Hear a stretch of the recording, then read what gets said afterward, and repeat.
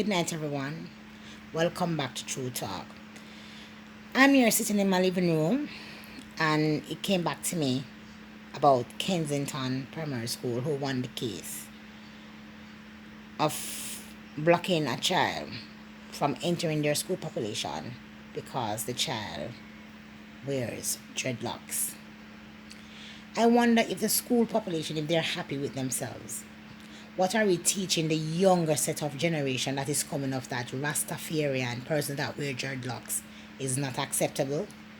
As educators, we have to be careful because what happened yesterday speaks a volume. What are we teaching our young children?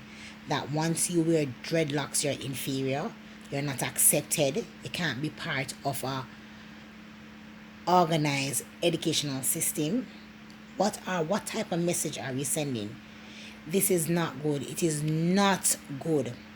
And I need Kensington to really look within themselves, the team, the leaders that are there. What type of message are you sending? What are you telling the younger generation that you are teaching, that you're molding to be the next Prime Minister of Jamaica to be? We have to be careful. And I'm so saddened by the cause that the school population think that wearing dreadlocks to school is inappropriate.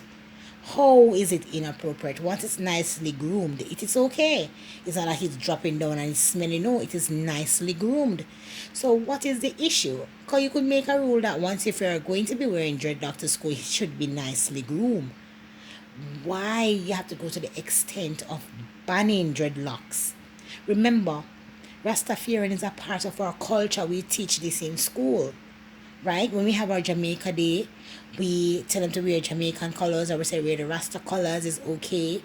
And when they ask them about the culture, they talk about Bob Marley, they talk about Ioctane, they talk about Protege, they talk about the many other Rastafarian ambassadors that we have out there, especially in the music industry. I don't understand, right? These are the person that help to spread the culture to the rest of the world because they're the ones who are doing the shows, the talk shows, the going on tours, but yet still, our Jamaican system is speaking against Rastafarian, which is a major part of our culture. I'm saddened by the issue that it has to go this far, that it had to went to court, and yet still our system as no say that is not good or it is not appropriate for wear Rasta. So what is going to happen in September when these children who was already in schools, because some schools don't have a problem with it, but since it's making law now, so other schools are going to follow. This is the example that Kensington Primary wants to set, that they were the school who got this law implemented that wearing dreadlocks is not allowed. Where do you guys get off? Listen, whether you want to say it's not appropriate or it's in and that it's not a school hairstyle or it is not accepted, what are you teaching the younger generation that dreadlocks, Rastafarian, they are not accepted? They are not accepted in our society, which is wrong. We need to be careful what we're saying because this speaks volume. There's so many messages that is coming out of this one thing. So sometimes we need to look into what we are doing. We need to look on the pros and the cons. We need to look on the long-term effect. Because what is going to happen now, we're going to have in stereotype. Some person going to see a person with dreadlocks and think they're inferior to others. We got to be careful. What are we sending? What message are we sending? We need to be careful. I am saddened by the cause, the entire thing that happened, and my heart to go out to the parents of that child. Because now they have to go be finding another school and they might go somewhere else and have the same issue because of the court ruling. So parents, hats off to you for trying to get some clarity and trying to have some definition, trying to have some position, but yet still it didn't work out. As a Jamaican, I am saddened, right, because Rastafari, dreadlocks is a part of our culture, right, and yet still it's not accepted amongst some of our people, not all, some. For some strange reason, it's not. And yet still we complain about stereotyping we complain about, and yes, we Jamaican people among each other, we stereotype, we break down, we tear down, and we are all Jamaican, we are one, but yet still we try to cut throat, we try to destroy. It don't make no sense. It don't make any sense. We need to build each other.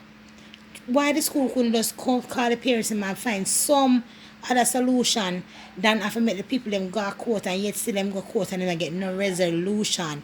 It just backfire and a part of our culture. But yet still, make Bob Marley people them come and donate some money to the school. We not remember say them a Rasta. We not gonna take them money. Make protege them come. High Octane. The one that come from De La Vega, I can't remember her name now, that one.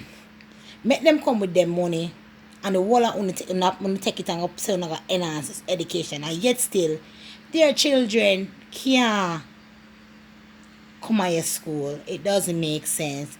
Think about it real hard. What kind of message we are saying?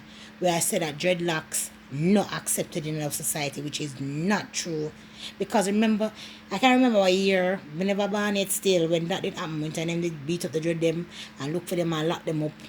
And yet still the other day they were talking about it, and I heard that the Queen, England, they look for some of them and I try to pay them off now. But yet still England I try undo them wrong, but it mentally destroyed them already. Right? And now in our black man thing, our straight black people are put more with it in the liberty of everything. And we see them want to tear down that part of the culture.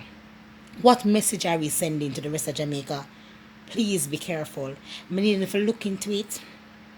We need to think about it. Right? But the Jamaicans were persons who stand together as one. September morning, Kensington Primary will not have one student. Right? But Jamaican people not stay like that, and it's sudden. Just like I think when Germany they raise bread, must be 5 cents or $1 pound bread. The entire Germany tap by bread to bread after all drop lower than way the sulfur. But if we were united, Kensington Primary School would have locked down. But we're not like that. Right? We just no business. It not affect we, so we go about our business. But I'm just saying, I need the educational minister to speak on this, to speak about it. Let us know what's the true cause. Why? So if so be the case, then nobody with sister lock or dreadlock should not be minister of religion, can't be minister of parliament, shouldn't be teaching, shouldn't be principal, shouldn't be CEO, shouldn't be HR managers, shouldn't be any manager at all, because it's not accepted. So everybody who have locks, on the better cut you off. Because see there, it starts from school days. And if this is what we're going to teach our young people, 10 years from now, dreadlocks can walk in peace. They might lock up again. So Kensington, see the part where you cut, please undo it. I thank you. Have a good night. True talk. Drop your comments and make your own office, because a real stress are going on yourself.